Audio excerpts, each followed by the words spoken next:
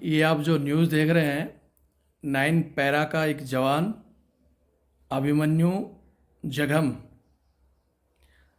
जो कि कर्नाटका के बागलकोट के जमखंडी उप जेल में बंद है।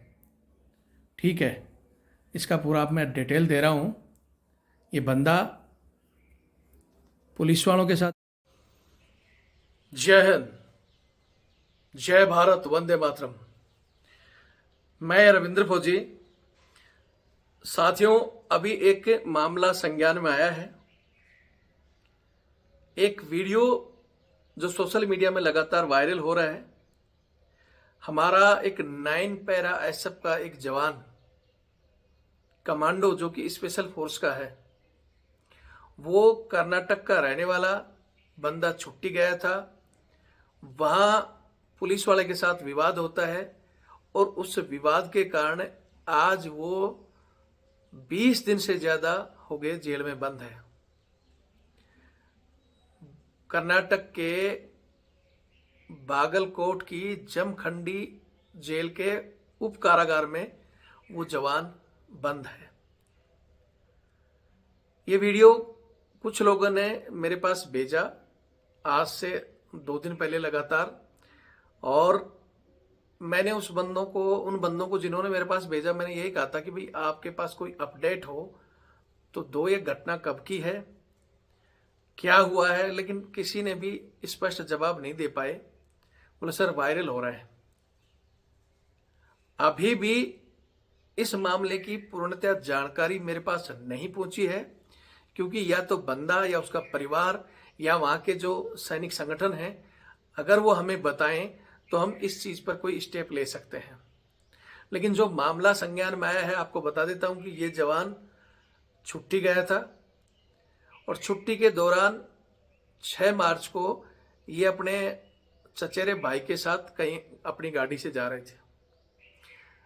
रास्ते में इनकी कार कहीं खराब हो जाती है, तो ये आगे उसका बोनट उठाकर उसको ठीक कर रहे होते हैं, और वहां से एक सर्किल इंस्पेक्टर, जो कि सिविल ड्रेस में, वहां से निकलता है, गाड़ी इनके पास रोकता है और इनकी भाषा में इनसे क्या पूछा, और उसके बाद में इनसे गाली गलौज शुरू कर देता है। इन्होंने बताया कि भाई मैं फौजी हूं और ऐसे ऐसे मेरी गाड़ी खराब हुई है। फिर उसने फौज के ऊपर जो भी अभद्र टिप्पणी की है कि तुम फौजियों की बहन, यह हालत है, कहां से गाड़ी लाए हो, जल्दी साइड करो, इस तरह की गाली गलौज हुई। गाली गलौज हुई तो एनएससी कमांडो, जो पैरा कमांडो थे, उन्होंने उतरा और बोला कि भैया जब आपको बता दिया कि गाड़ी खराब है और मैं भी एक स्पेशल फोर्स का कमांडो हूं, आप बदतमीजी और गाली गलौज मत करो।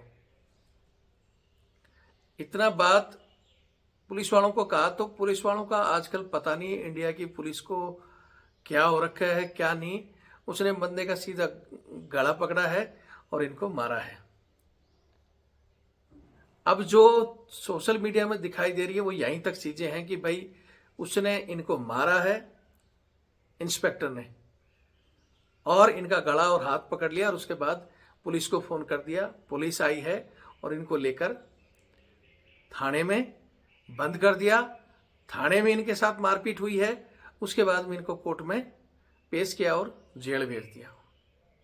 लेकिन यहां जो बीच में कहानी हुई होगी, मैं नहीं कह सकता कहानी में, क्योंकि अगर इंस्पेक्टर भी अकेले थे और वो 2 थे और 9 पैरा एसएफ का है और उसको अगर थप्पड़ मारा गया हो, तो हो सकता है उसने भी धक्का मुक्की की होगी। ये मैं अपने अभी विचार से कह रहा हूं, क्योंकि ऐसा कोई भी कमांडो तो छोड़ो, अगर मैं अभी रिटायर्ड हूं, वो तो ऑन ड्यूटी जवान है और स्पेशल फोर्स का है, मैं रिटायर्ड हूँ। रिटायर्ड भी अगर कोई सिविल ड्रेस में अपने आप को आके कोई बोले कि मैं पुलिस वाला हूँ और मेरे अगर कोई हाथ उठाने की कोशिश करे, तो मैं उसका हाथ उखाड़ दूँ, या फिर एक मारूं तो एक मैं बेहोश कर दूं। इतनी ताकत मैं रखता हूं आज भी। तो वो भी ऑन ड्यूटी है, स्पेशल फोर्स का है, हो सकता है उसने भी उसको मारा हो, धक्का मुक्की की हो। फिर उसके बाद इंस्पेक्टर ने पुलिस बुलाई है और उसको लेके गए हैं, और वहां भी मारपीट हुई है। वहां के किसी इंस्पेक्टर ने नहीं पूछा भाई इनको क्यों लाए हो, ये फौजी है, क्या हुआ कहानी। लेकिन जो भी हुआ हो, और उसके बाद में जज साहब के पास पेश कर दिया और जज साहब ने उनको जेल भेज दिया। 11 तारीख को इनकी जमानत लगाई गई, जमानत नहीं हुई, कैंसिल हो गई, क्योंकि इनके ऊपर जो धाराएं लगा रखी है कि पुलिस जिस प्रकार से, आप सबको पता है, जब केस बनाती है तो पता नहीं कौन कौन सी क्या क्या धारा लगा देती है, जबकि इस बंदे का फोर्स के अंदर भी नीट एंड क्लीन रिकॉर्ड है और बाहर भी कोई अपराधी नहीं है बंदा। लेकिन पुलिस ने कई धाराएं लगाई हैं, जो मैं फिर कह रहा हूं कि जब तक हमारे पास कॉपी नहीं आती या बताई नहीं जाती, उन चीजों को हम स्पष्ट नहीं कर सकते।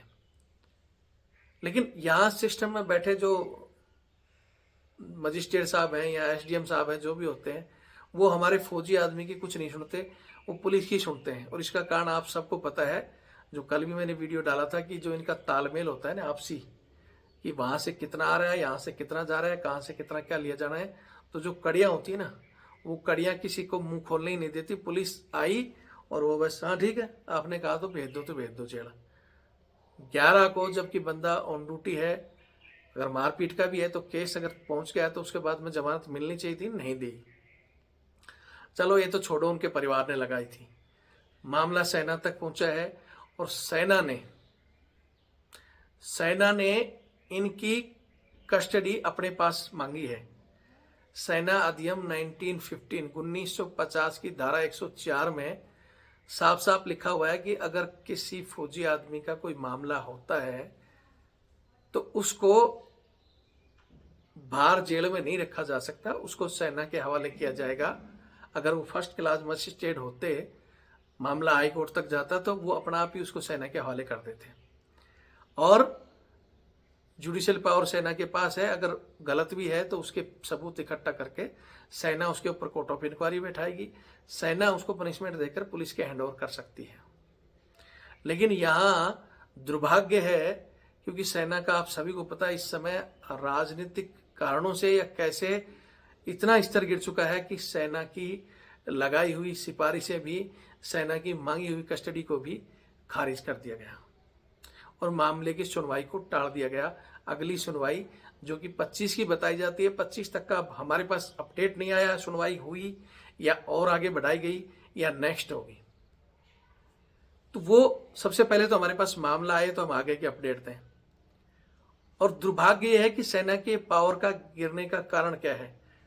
एक तो ऑलरेडी पहले ही एक मामला जो कि ऑन सर्विस कर्नल साहब को ही पटियाला के अंदर पुलिस द्वारा पीटा गया, और उसमें भी पुलिस ने, आप सभी को पता है, मामले को ऐसे मैनिपुलेट किया था।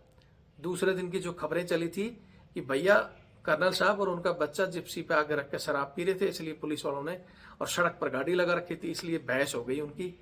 और फिर कर्नल साहब के बच्चे पर आरोप लगा दिया कि इसने बॉक्सिंग मारा तो बाद में पिटाई होगी, जबकि मामला उल्टा था। और ढाबे वाले से बयान दिलाया गया, क्योंकि ढाबा वाला तो भैया वो जिसके सही है, थानेदार जो कहेंगे वो करना ही पड़ेगा।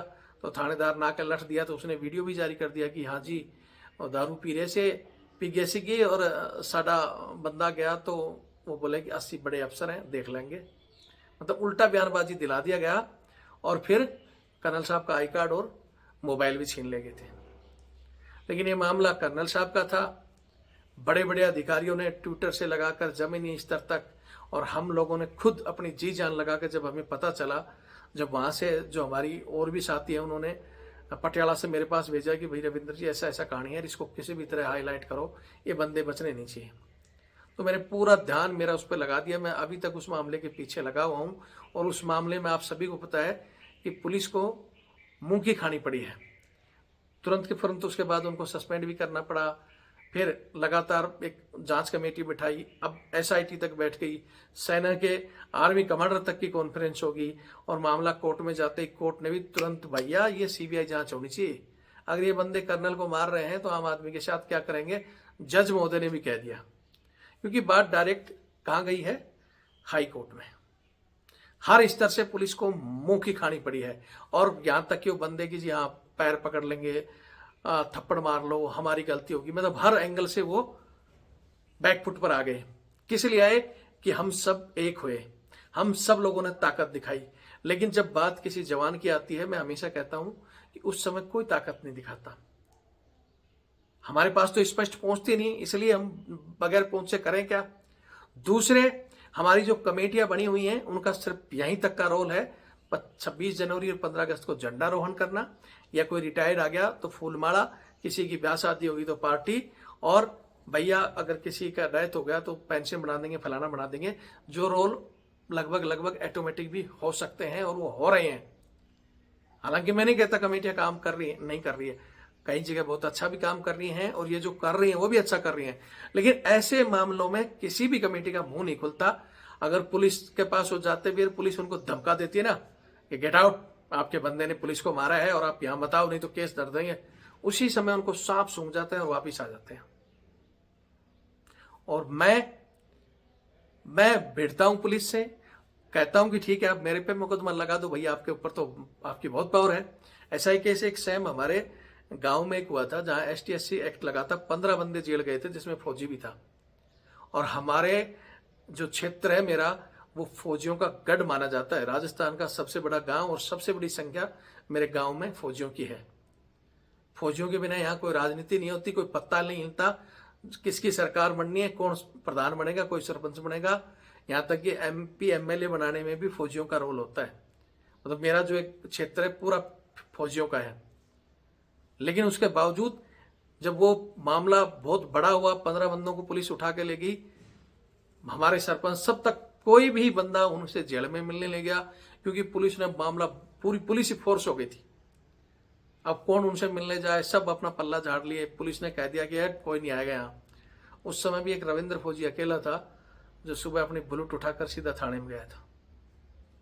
थाने में जाते ही मैंने उनको पूछा, बोले जी यहाँ डिप्टी साहब का ऑर्डर है, कोई नहीं मिलने का आदेश है, बहुत लोगों को भगा दिया। मैंने बोले भाई क्यों भगा दिया, उन्होंने कौन सा क्राइम किया है, ST/SC एक्ट लगा है, 15 बंदे जेल में, मैं उनसे मिलने आया हूँ, आप मिला रहे हो, आपने उनकी सूचना दी या नहीं दी, आर्मी हेडक्वार्टर से आपने बात की या बंदे से मिलाओगे या नहीं मिलाओगे। बोले जी हमारे डिप्टी से बात करो। मैंने डिप्टी को कॉल लगाया तो बोला नहीं हम फंसा देंगे, इसका कोई भी आ गया था।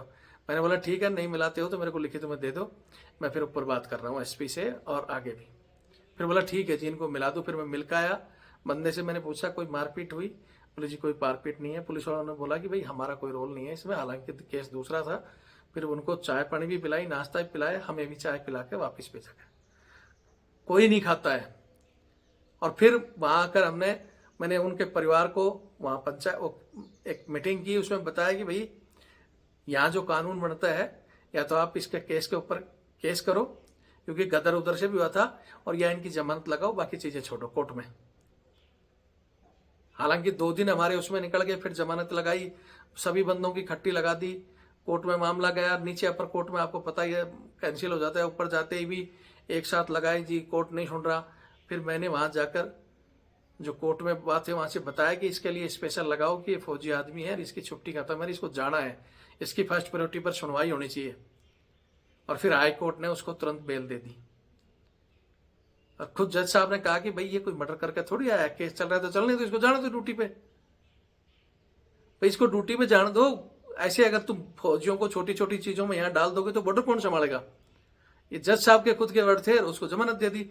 बाकी बंदों को हालांकि कुछ दिन बाद जमानत मिली, उनको भी मिल गई, लेकिन उसको फर्स्ट प्रायोरिटी पे दिया। और ये जज साहब ने कहा, अब यहां कई बार ऐसे मामलों में आज ये बंदा 20 दिन से जेल में पड़ा हुआ है, क्योंकि मामला पहले निचली अदालत में ऊपर हाई कोर्ट तक गया या नहीं गया। अगर सेना ने अपने हस्तक्षेप किया तो हाई कोर्ट में अप्रोच मारना था, हाई कोर्ट नहीं सुन रहा तो सुप्रीम कोर्ट आपके पास है, सुप्रीम कोर्ट में अप्रोच मारना था। लेकिन जाए कौन, जिम्मेवारी कौन निभाए। सबको एक डर सताता है कहीं मैं न फंस जाऊं, अगर आप अपनी जगह सही हो, कानून में जो चीजें लिखी हुई है, आर्मी एक्ट में साफ साफ लिखा हुआ है कि भैया किसी भी आर्मी पर्सनल को पुलिस अरेस्ट नहीं कर सकती इन छोटे मोटे केसों के अंदर। अगर वो गलती भी करता है तो उसकी कस्टडी लेकर उसको हैंड ओवर करेगी सेना पुलिस को। लेकिन कोई रूल फॉलो नहीं होता। आर्मी एक्ट में प्रावधान है, सेना उसमें अपनी ताकत नहीं दिखाती है, निचली अदालत कोई सुनती नहीं है। हाई कोर्ट में अगर दिक्कत आती है तो सुप्रीम कोर्ट बैठा है, सुप्रीम कोर्ट भी नहीं सुनता तो राष्ट्रपति जी के अधीन आप हो, राष्ट्रपति जी को चिट्ठी लिखो। लेकिन जाए कौन। मेरा तो खुद का अगला रैंक आ रहा है, मैं तो अभी फुल जनरल बनने वाला हूं, मैं CDS बनने वाला हूं, और मुझे तो सरकार में जाके MP MLA की गद्दी भी स्वीकार करनी है। इसीलिए ये दिन रात जो मामले आ रहे हैं बढ़ते जा रहे हैं। धीरे धीरे पहले सिपाही पिटे, फिर कर्नल साहब तक नंबर आ गया, और ब्रिगेडियर साहब रिटायर्ड तो पिट ही चुके हैं, वर्तमान में भी कोई आ जाएगा। क्यों ये डर सताता है? जयपुर में भी एक कमांडो के साथ मारपीट हुई, हालांकि वो दूसरे दिन ही छूट गया था। बहुत से लोग कहते हैं कि साहब आप कर्नल वाले मामले में दिन रात लग रहे हो। जयपुर वाले मामले में भी अकेला मैं ही शख्स था जो मैंने वहां धरना भी लगाया, अपने बंदे लेकर मैं पुलिस स्टेशन में, उसके बाद में वहां के पुलिस कमिश्नर साहब से सबसे मैं मिलकर आया। अकेले को मेरे को किसी ने खा लिया क्या? मैं अपनी गाड़ी लेकर सीधा वहां गया, उन बंदों को भी बुलाया। हालांकि उस केस में हमारे एक MP साहब, MLA साहब भी आ गए थे, कर्नल साहब भी, लेकिन बाद में उन्होंने पल्ला झाड़ लिया क्योंकि वही सरकार का प्रेशर। लेकिन मैंने प्रेशर नहीं झेला, धरने के लिए मेरी परमिशन भी कैंसिल की, फिर भी मैंने धरना दिया। लगा दो ना, आप कितना केस लगाओगे? शहीद इस्माकर हमारा ही, हमारे को धरना नहीं देने दोगे। लेकिन हमने धरना दिया, हमारे बहुत से बंदे आए थे, वो बोले सर आप तो लेट हो गए, यहाँ बैठने नहीं दिया। फिर भी मैं जाकर तुरंत जाकर मिला साहब से और उनको बताया भाई क्यों नहीं बैठने दे रहे हो, हम शांतिपूर्वक धरना ही तो दे रहे हैं। फिर हमने धरना भी दिया, वो केस हाईकोर्ट में चल भी रहा है। लेकिन बात वही है, सबसे बड़ी जिम्मेवारी किसकी है बताऊं? हम लोगों को दोष देते हैं, हम दोष देते हैं आर्मी कमांडर को, आर्मी चीफ साहब को, अधिकारियों को, जज साहब को। किसी भी मामले में जब तक आप किसी मामले को हाईलाइट कर कर नहीं ले जाओगे, जज भी दुनिया से ऊपर नहीं है। हालांकि वो कानून देखते हैं और कानून के साथ साथ मामला भी देखते हैं कि मामला क्या हाईलाइट है। ये आज 20 दिन से जेल में इसलिए बंद है, इस मामले को किसी ने हाईलाइट नहीं किया। वहां की कमेटियां सब सोती रही और कोई चैनल तुम्हारा कोई दिखाता नहीं, क्योंकि सब पुलिस सबको डंडा दे देती है। रविंद्र फौजी तुम्हारे लिए लड़े मरे तो तुम उसको भी बोलोगे तुम तो अधिकारियों के साथ तो फलाना ये हो, सपोर्ट तुमने कुछ करना नहीं। मेरे पास जो केस आ जाता है, साला बाल की खाल निकालकर पूरे देश में उतना हाईलाइट करते हैं कि हम बंदे का किसी भी उसमें पक्ष लेते हैं। लेकिन जवान की है तो तुम खुद उसको शेयर नहीं करते, आवाज नहीं उठाते। जवान की गलतियां तुम कहोगे, जवान की गलती अधिकारी निकाल देते हैं। अरे सबसे पहले तो तुम्हारे ही चमचे निकालते हैं, चमचे इसमें लिखेंगे जवान की गलती होगी, जी जवान ने ये किया होगा। आज अधिकारी क्या करेंगे? जब एक कर्नल का पक्ष नहीं ले पाई सेना तो जवानों को क्या लेगी? और उसका कारण है सिर्फ आप लोग, आप लोगों की कमेटियां, जो बस डीए पेमेंट बढ़ने के लिए दिल्ली पहुंचा दो कितने भी। लेकिन ऐसे मामलों में रविंद्र फौजी ने 3 बार दिल्ली में धरने दिए हैं। कौन आया हमारे साथ? जयपुर में धरने दिए, गुजरात में धरने दिए, यूपी बुलंदशहर तक चला गया रविंद्र फौजी। कितने लोग निकल कर आए? आने के लिए जब कॉल करते हैं कि सर हजारों आदमी आ रहे हैं, और फिर आने की बारी, सर आज मेरी तो भैंस बीमार होगी, आज मेरे तो यहाँ शादी थी, मेरे बच्चे का मुहूर्त निकल गया, मेरी तो गाड़ी खराब होगी। वहां गिने चुने वही लोग हमारे साथ जाते हैं। लेकिन फिर भी रविंद्र फौजी जाता रहा। रविंद्र फौजी के पास जो ताकत है उससे 10 गुना ज्यादा रविंद्र फौजी लड़ता रहा। लेकिन जब आपकी बारी आती है वीडियो शेयर करें तो सर हमारे पर प्रेशर है, अंदर वालों को हमारे अधिकारी भाई रविंद्र फौजी का नहीं देखना। अब अधिकारियों की बारी आती है तो सपोर्ट करो। फिर कह रहा हूं कि ऐसे मामले मेरे तक पहुंचा दोगे तो मैं गारंटी लेता हूं कि ऐसे मामले में 20 दिन, कोई मर्डर थोड़ी किया था जो 20 दिन जेल में रह जाता। लेकिन मामला पहुंचा ही नहीं। आज भी अगर उसकी कोई जानकारी है तो सबसे पहले मेरा नंबर है 8290354513 8290354513। ये नंबर मेरा है, उसकी पूरी डिटेल है, या उसके किसी घर वाले को बोलो हमारे से बात करे। अगर हाई कोर्ट में अप्रोच नहीं हो रही तो हम उसको सुप्रीम कोर्ट में ले जाने की ताकत रखते हैं। हम ले जाएंगे उसको सुप्रीम कोर्ट में कि कैसे 20 दिन एक बंदा ऑन सर्विस रहते हुए जेल में चला गया। अगर उसने उसको सर्किल इंस्पेक्टर को 2 थप्पड़ मार भी दिए, जब वो उस पर सिविल ड्रेस में मार सकता है तो वो भी मार सकता है। और मार दिए तो क्या उसको 20 दिन जेल भुगतनी पड़ेगी? जबकि एक कर्नल को मारने वाले 12 पुलिस वाले खुले घूम रहे हैं। कानून सबके लिए बराबर है। इसलिए जिसके पास भी खबर हो मेरे इस नंबर पर भेजो। ये मेरा कॉलिंग और व्हाट्सएप नंबर है। मैं आपको बता देता हूं, कई बार मेरे पास भी क्या दुनिया भर के ऐसे लोग फालतू की बकवास के लिए रात को 12-1 बजे तक फोन कर देते हैं, फिर उनको काटना पड़ता है मेरे को। मैं कई बार कह चुका हूं कि मेरे को सिर्फ इंपॉर्टेंट उसके लिए कॉल करो, किसी के काम के लिए कॉल करो, ताकि मैं मेरी एनर्जी उसमें लगा सकूं। और सबसे बड़ी बात, कुछ नहीं कर सकते तो वीडियो शेयर करो, इस चैनल की ताकत बढ़ाओ। ये चैनल आपकी आवाज है, जिसको दबाना किसी के बस में बात नहीं है। और ना रविंद्र फौजी किसी चीज से डरता है। भगत सिंह की तरह फांसी टकने के लिए तैयार है, झुकने के लिए तैयार नहीं रविंद्र फौजी। लेकिन आप उसको मजबूत करने के लिए किसी भी एंगल से तैयार नहीं, साथ चलने के लिए तैयार नहीं। ना बात कर दो कि सब लड़ाई लड़ो, आगे बढ़ो। आगे बढ़ने के लिए कई बार कहते हैं कि भाई मदद भी करो तन मन धन से। हम भी कोई टाटा बिरला नहीं है, हम भी आप ही की तरह साधारण जवान हैं।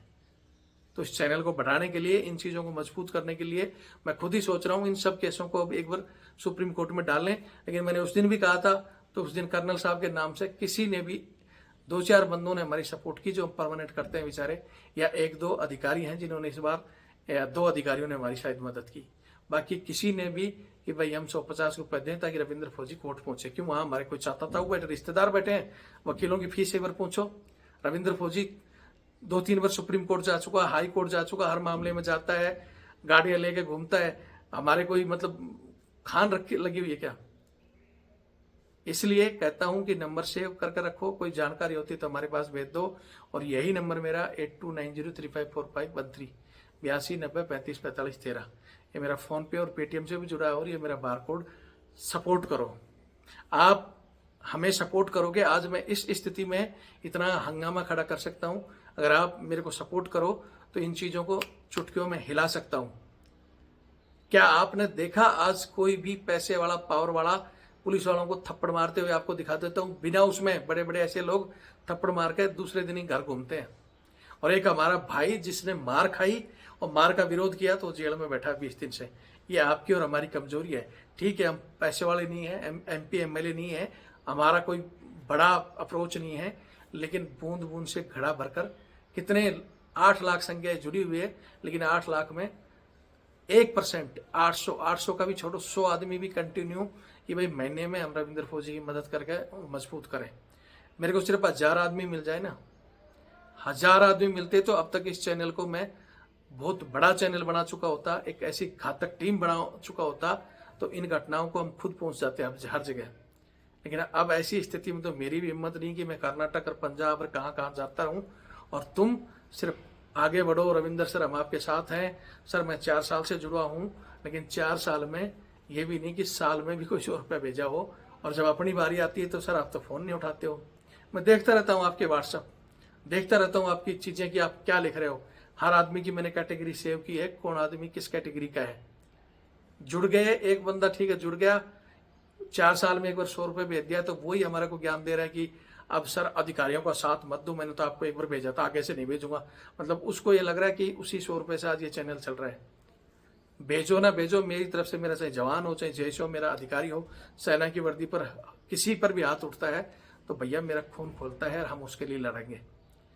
और फिर कह रहा हूं कि आज कर्नल साहब की लड़ाई में इसलिए ज्यादा ताकत से लड़ रहा हूं कि वो एक रास्ता बन जाएगा। CBI जांच अगर आ जाती है और ये 10 बार अगर जेल में चले जाते हैं, तो बाकी जो अपने आप को फन्ने का समझते हैं ना, इस तरह घटिया कुछ पुलिस वाले जो अपने वर्दी पहनकर बिल्कुल घटिया एक कुत्ते का जो रोल करते हैं, वो सारे कुत्ते भौंकना छोड़ दें। उसलिए मैं लड़ाई लड़ रहा हूं। लेकिन आप लोगों को कोई हो ही नहीं है। इसकी कोई डिटेल हो तो मेरे पास भेजो, चैनल से जुड़ो, कोई मामला होता था हमारे पास भेज दिया करो। और जब कोई काम होता ना, काम की चीजें और मामला ही भेजो, या किसी के साथ अड़ोस पड़ोस में हो रहा है तो वो चीजें भेजो। बाकी आलतू फालतू चीजें कई बार मेरे पास ये कोई किसी के नाम पर भेज रहा है, कोई धर्म के नाम पर, कोई उसके नाम पर। अरे भैया, मैंने कहा कि मैं देश हित में, अगर कोई आपको लगता है कि ये देश हित के लिए है तो भेजो, उस चीज की आवाज उठाएंगे। कोई कहीं भी अन्याय किसी के साथ, गरीब के साथ हो रहा है, कोई आम आदमी के साथ भेजा हो, हम उसकी भी आवाज उठाएंगे। लेकिन ये नहीं कि सर वो तो मेरा भाई, मेरा रिश्तेदार है और उसने गलत काम कर दिया और उसका भी सपोर्ट ले लो। गलत का सपोर्ट नहीं लेगा रविंद्र फौजी। हाँ, हमारा कोई सैनिक है, उससे गलती से कोई गलती होगी, उसका साथ देने की कोशिश करेंगे। और कई बार निर्दोष भी बेचारा वो मार खा जाता है तो उसका तो 100% साथ देंगे। आप जुड़े हुए नहीं जुड़े हुए, कम से कम एक बार डिटेल तो भेज दो हमारे पास। बाकी वीडियो देखें और शेयर करें और लड़े। आज नहीं लड़ोगे तो नंबर फिर कह रहा हूं कि सबका आना है। यही मत सोचना कि कर्नल साहब और ब्रिगेडियर साहब ही पिटेंगे। भैया हवलदार साहब, नायक साहब, सिपाही साहब भी पिटेंगे, सूबेदार मेजर साहब भी पिटेंगे। कितना भी ये OROP DA बढ़ाते रहो, लेकिन जो आपकी ये पावर है ना कि आई एम आर्मी पर्सन, और जिस दिन पुलिस ने बिना बात ही धर दिया 2 थप्पड़, तो साइड वाला देखेगा, बोले ये लो भाई आर्मी वाला पिट गया। सिविल जनता भी परेशान है कि आर्मी वाले ऑन ड्यूटी तक पिट रहे हैं, रिटायर्डों का हाल ही क्या है, फिर आम जन का हाल ही क्या होगा। जरूरत है पुलिस कानून को रिफॉर्म करने की, लेकिन रिफॉर्म रविंद्र फौजी अकेला तो कर नहीं सकता। जब साथ की और सहयोग की बारी आती है किसी की हिम्मत नहीं। वीडियो वहीं से छोड़ देना कि मुझे क्या लेना। तो वीडियो देखें, शेयर करें और किसी के पास डिटेल आए तो भेजें ताकि आगे की जो चीज़ें हम कर सकें। जय हिंद, जय भारत, वंदे मातरम।